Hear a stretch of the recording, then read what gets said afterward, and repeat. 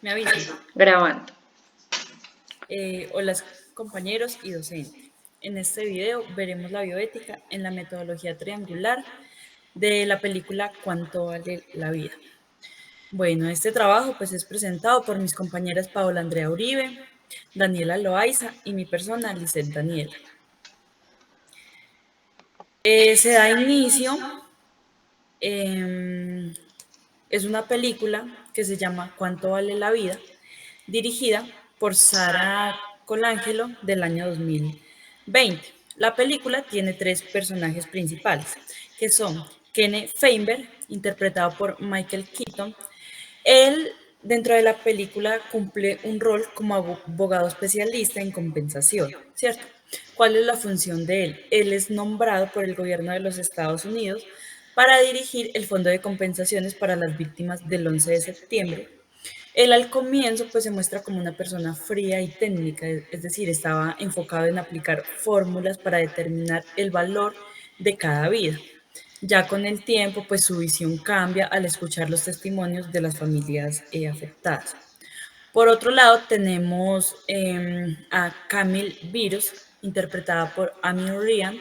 Ella cumple un rol de asistente y colega pues que es cercana a Feinberg, el abogado, y su función dentro de la película es administrar y coordinar el proceso de recolección de casos y tener pues un contacto con las víctimas.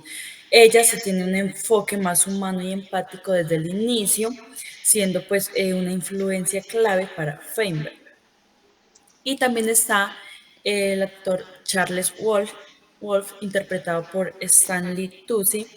Él cumple un rol de viudo de una víctima del 11 de septiembre. ¿Cuál era la función de él? Pues él al principio, digamos, se opone públicamente al fondo, ¿cierto? Argumentando que es injusto e inhumano lo que están haciendo. Es ahí, digamos, donde entramos a analizar aquellos dilemas éticos de este drama. Entonces, la película ¿Cuánto vale la vida? Digamos, es un drama del año 2020 dirigido por Sara Colangelo que explora, digamos, la difícil tarea de asignar un valor monetario a las vidas perdidas en los atentados del 11 de septiembre en Estados Unidos.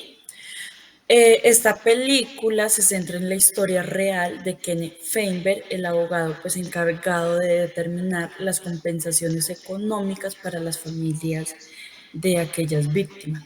¿Cuál era la misión de él? La misión de él era asignar indemnizaciones económicas a los miles de familias afectadas.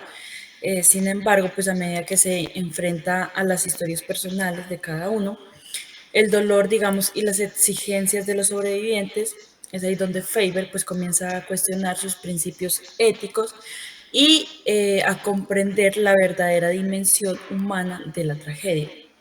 Digamos que simplemente pues por el hecho de ser seres humanos tenemos un valor inherente y no podemos comparar esos valores por cargos o por profesiones, es decir, no podemos comparar o decir que una persona vale más por tener un cargo ejecutivo que una persona que tiene un cargo como barrendero, ¿cierto? Aquí es donde ya empieza el momento descriptivo de la metodología triangular, ¿cierto? El punto A del triángulo, que miramos qué pasó, dónde, cuándo, por qué, ¿cierto? Entonces, ¿qué pasó? Fue pues el atentado terrorista masivo el 11 de septiembre de 2001 en Estados Unidos, donde miles de personas murieron tras el ataque a las Torres Gemelas. Luego del atentado, pues el gobierno de los Estados Unidos creó un fondo de compensación para las víctimas y nombró pues al abogado Kenneth Feinberg para dirigirlo, ¿cierto? Su tarea pues era determinar cuánto dinero debía recibir cada familia afectada por la pérdida de sus seres queridos. ¿Dónde ocurrió? Principalmente pues fue, digamos, en Washington, donde se establecieron las oficinas del Fondo de Compensación y donde Kenneth Feinberg y su equipo pues trabajaron. También se muestran escenas en Nueva York, especialmente en relación pues, con las reuniones y testimonios de las familias de las víctimas, muchas de las cuales pues vivían o no tenían seres queridos que trabajaban en las Torres Gemelas. ¿Cuándo? La trama se desarrolla después de los ataques del 11 de septiembre de 2001 y abarca, digamos, un periodo de aproximadamente 2 años, que fue el tiempo límite establecido para que las víctimas presentaran sus reclamaciones ante el fondo. ¿Por qué? El Fondo de Compensación para las Víctimas del 11 de septiembre fue creado por el Congreso de los Estados Unidos por varias razones fundamentales. Una, la preocupación era pues que las aerolíneas y otras entidades involucradas pudieran enfrentar miles de demandas, lo que no solo pues colapsaría, digamos, el sistema judicial, sino que también podría llevar a la quiebra en la industria de la aviación. Por otro lado, se buscaba que las familias de las víctimas pues recibieran una compensación. Y al indemnizar a las víctimas a través de un fondo, pues se pretendía estabilizar, digamos, la economía y las industrias afectadas por los ataques. En cuanto a los agentes implicados, pues tenemos el principal, Kenneth Feinberg, que es el abogado encargado de dirigir el fondo, el gobierno de los Estados Unidos, que impulsó pues la creación del fondo, las víctimas y sus familias, pues que recibieron las compensaciones, Charles Wolf, quien fue el personaje clave en la película, que fue el viudo y representa pues la voz crítica y humana de ese proceso, y Camille Virus, que fue colega de Feinberg y también formó parte pues del equipo del fondo. ¿Cuáles fueron las consecuencias? Es decir, se logró que más del 97% de las familias afectadas aceptaran la compensación y pues renunciaran a demandar, ¿cierto? También Faber cambió su enfoque, es decir, pasó de usar solo fórmulas frías a incluir, digamos, criterios más humanos y más justos para las víctimas. Y pues el caso también dejó lesiones importantes sobre ética, justicia social y empatía en cuanto a contextos de tragedia. En cuanto a los hechos semejantes, tenemos el atentado de Boston de 2013, donde Faber también, digamos, fue convocado para administrar un fondo de compensación para las víctimas. El tiroteo en Virginia de 2007, se aplicaron métodos similares de compensación. El colapso del edificio Surfside de Florida en 2021, donde se debatieron compensaciones económicas para familiares. Y pues el COVID-19, que con eso pues surgieron debates sobre compensaciones para el personal médico fallecido y víctimas de la pandemia. Continuamos con el segundo punto, que es el momento antropológico. Listo. Bueno, en este momento del análisis nos encontramos en Dale. el... ¿Me escuchan?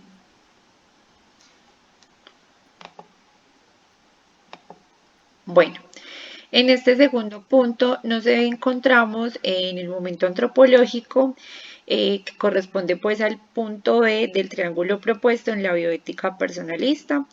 Desde este punto pues se hace una reflexión más profunda en lo que tiene que ver con los valores humanos y éticos que están pues en juego dentro de lo que fueron los hechos que sucedieron el 11 de septiembre pues específicamente, ¿cierto?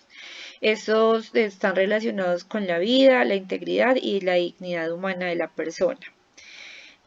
Como ya lo expuso pues mi compañera, en esta película se presenta pues un conflicto ético muy fuerte, donde la intención pues del Estado es entrar a compensar económicamente a todas las víctimas pues de este ataque.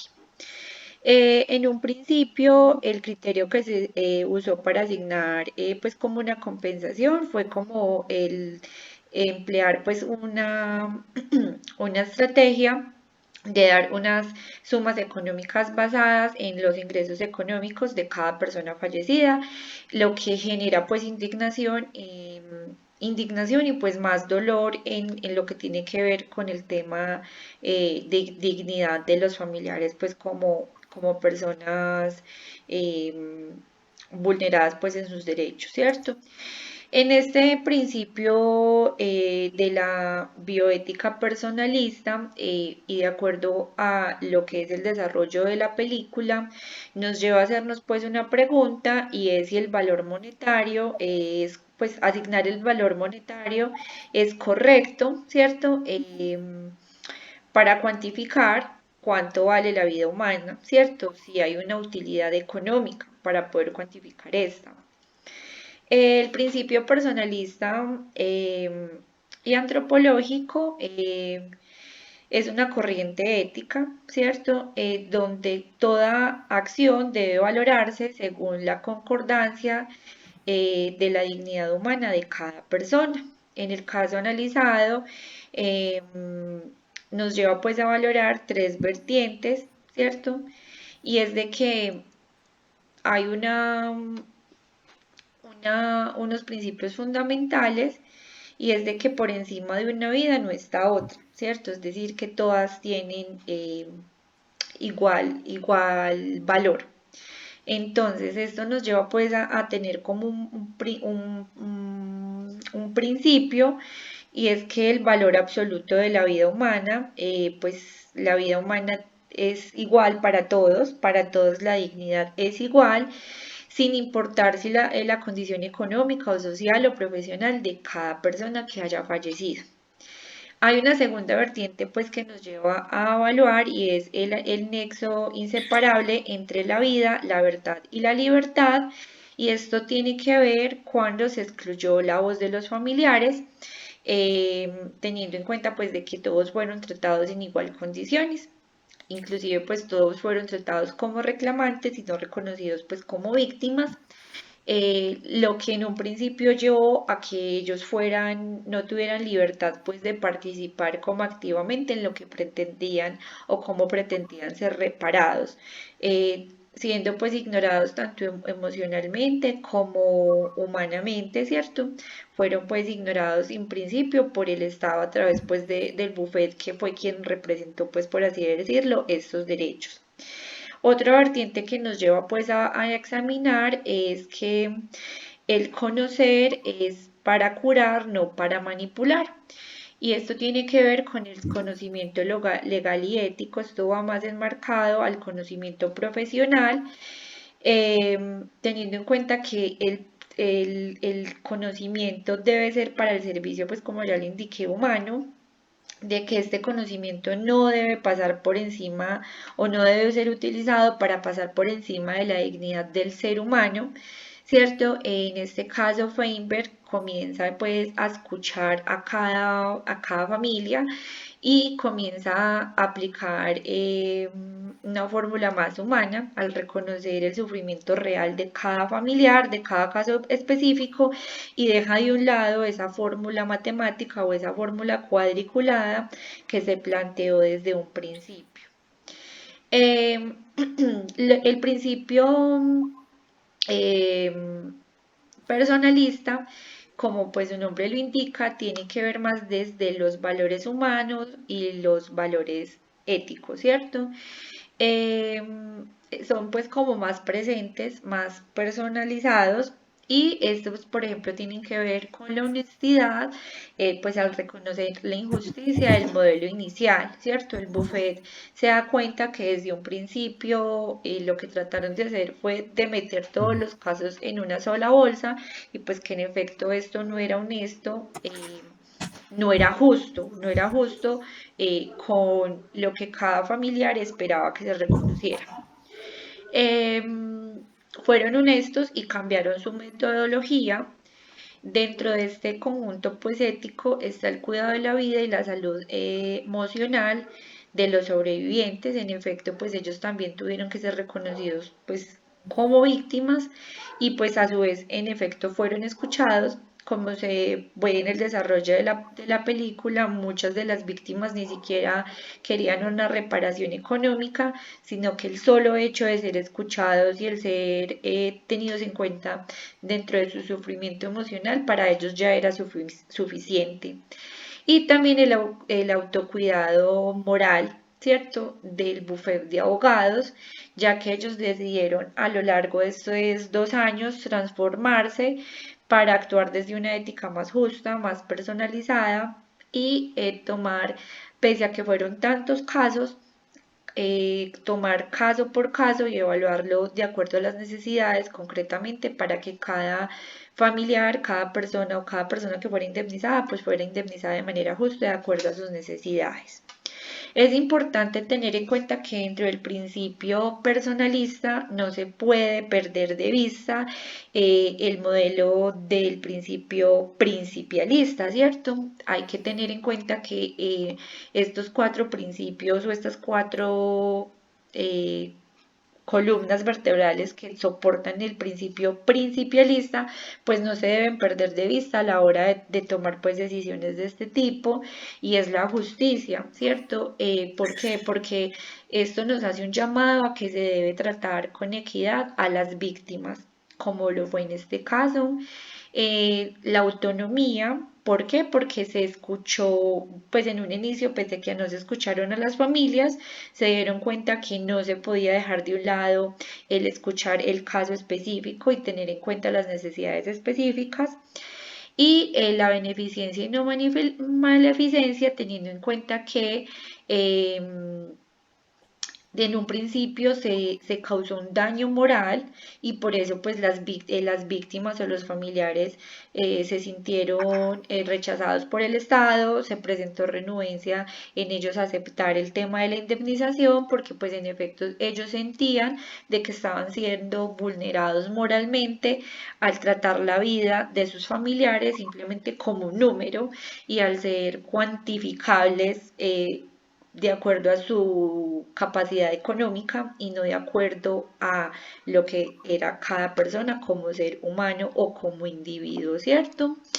Entonces, desde este enfoque antropológico de la bioética personalista, el hecho de valorar económicamente las vidas humanas según su ingreso contradice la dignidad de la persona y los principios fundamentales del ser humano.